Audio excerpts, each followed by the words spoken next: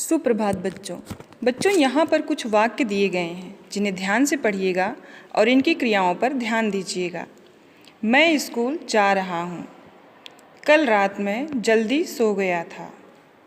आज शाम को मैं बाजार जाऊँगा। तो बच्चों इनकी क्रियाओं से इनके होने के समय का पता चलता है। जा रहा हूँ से वर्तमान समय का पता चलता है, सो गया था से भूतकाल का पता चल रहा है और जाऊँगा शब्द से भविष्यकाल का पता चल रहा है, यानी आने वाले समय का पता चलता है। इसे क्रिया का काल कहते हैं। क्रिया किसे कहते हैं ये आपको इससे पहले वाली कक्षा में बता दिया गया है। अब हम काल की परिभाषा को जान लेते हैं। क्रिया के जिस रूप में उसके होने के समय का पता चले उसे काल कहते हैं। कुछ वाक्य हैं जिन्हें पढ़कर समझने से काल का अर्थ और भी स्पष्ट हो जाएगा। जतिन पुस्तक पढ़ता है। जतिन ने पुस्तक पढ़ी। जतिन पुस्तक पढ़ेगा। इन वाक्यों में पढ़ धातु को 3 रूपों की क्रियाओं में लिखा गया है। पहले वाक्य से पता चलता है कि पुस्तक अभी पढ़ी जा रही है। दूसरे वाक्य से पता चलता है कि पुस्तक पढ़ने का काम समाप्त हो चुका है। और तीसरे वाक्य से पता चलता है कि पुस्तक पढ़ने का काम आने वाले समय में होगा। इस तरह से हमने जाना कि काल किसे कहते हैं। अब हम जानेंगे कि काल के कितने भेद हैं। Kinds of tense. काल के 3 भेद हैं: वर्तमान काल, भूतकाल, भविष्यत काल। वर्तमान काल प्रेजेंट टेंस। क्रिया के जिस रूप से यह पता चले कि काम अभी हो रहा है उसे वर्तमान काल कहते हैं। जैसे आरुषि पढ़ रही है, राजन फुटबॉल खेल रहा है, मयंक खाना खाता है। दूसरा है भूतकाल पास्ट टेंस।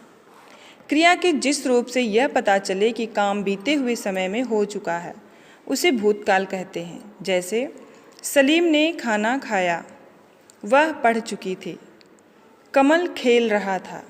इन वाक्यों से पता चल रहा है कि सलीम ने खाना खा लिया है और वह पुस्तक पढ़ चुकी है, कमल खेल रहा था।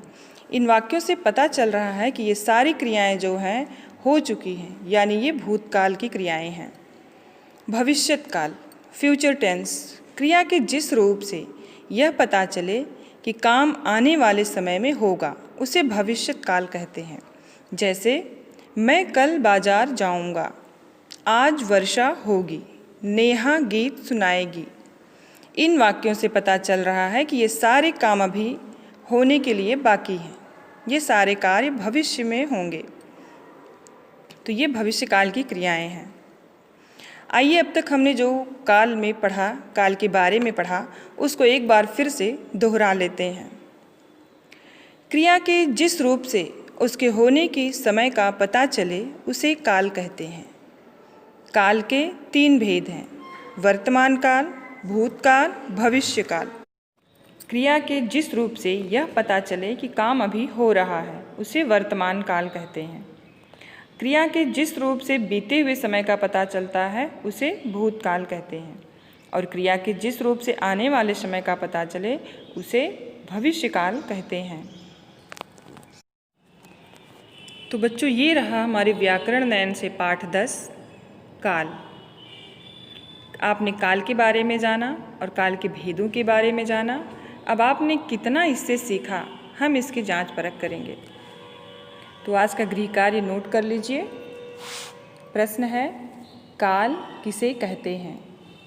काल के भेदों के नाम बताइए।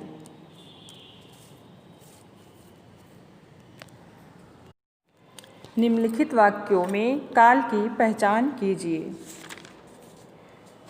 सोना घर जाती है, कुत्ता भाग रहा है, श्याम ने खाना खा लिया, रूपा रो रही थी,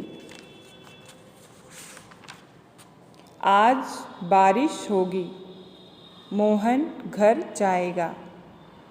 धन्यवाद।